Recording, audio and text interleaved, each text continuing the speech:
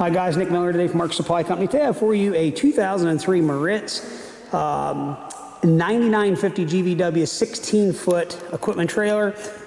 Trailer belonged to a local guy here. We bought his tractor and some other stuff. We just went over the trailer. We just had it state inspected. 2 5/16 ball, adjustable coupler out on the end, drop leg jack, new breakaway actuator and breakaway battery with the charger.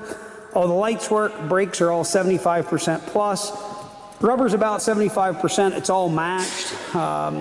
Torque flex axles. The paint is faded out, obviously, from setting. The trailer was not pulled into salt. It's not rusted up. All the fenders are structurally sound, but the red has turned a whitish color, so to speak, or pinkish color.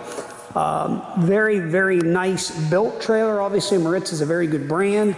I believe it's, what was it, Matt, 81.5 inches in between the fenders, 16 foot of flat deck.